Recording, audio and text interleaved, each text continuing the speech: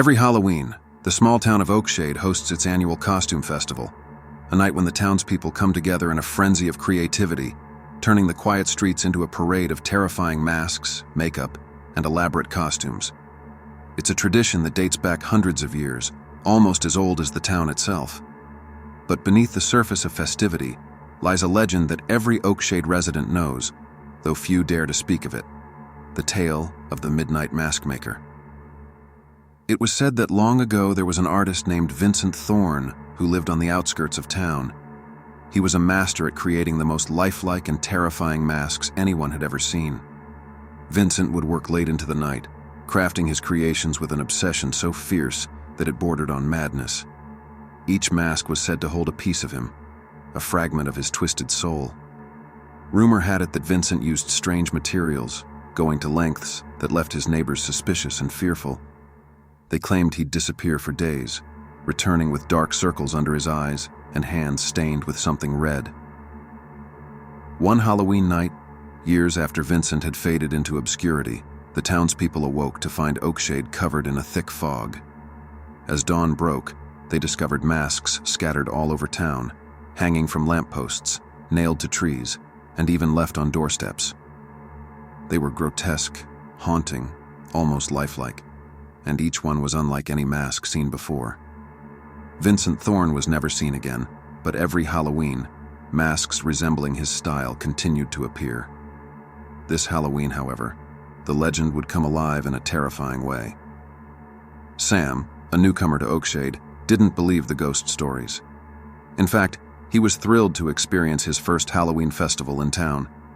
That year, the festival committee decided to host a scavenger hunt. The prize was a rare, vintage mask said to be one of Vincent's originals. Sam, drawn to the idea of finding it, enlisted his two friends, Carla and Mason, to join him. They started their search as the sun set, with fog beginning to roll through the town, casting an eerie glow under the streetlights. As they searched, a strange, cold presence seemed to follow them.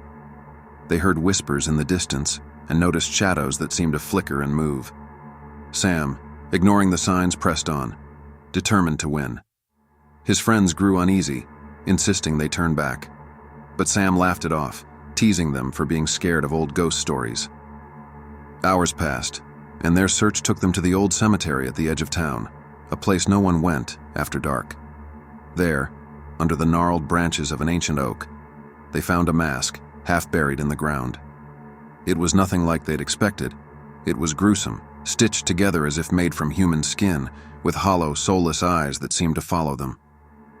Sam, excited, grabbed the mask and held it up triumphantly.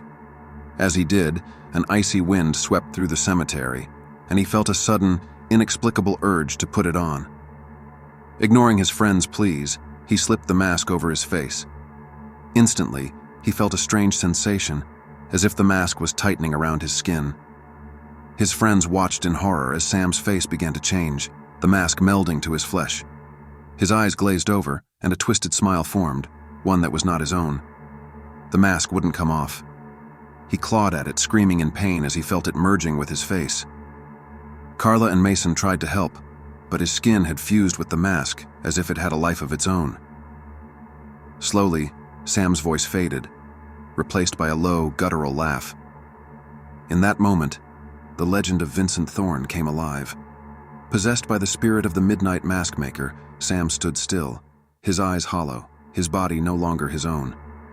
And as the fog thickened, Carla and Mason realized that all around them, masks were beginning to appear on the graves, each one bearing the tortured expressions of souls claimed by Vincent over the years. As they backed away, they saw the masks turn toward them, empty eyes glowing faintly in the mist.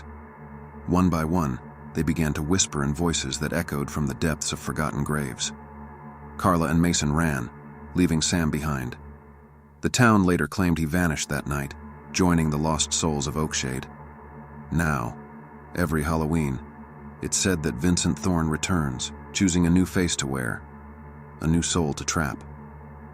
And if you listen closely, in the fog-filled silence, you might just hear the laughter of the Midnight Maskmaker and the terrified whispers of those who became part of his collection.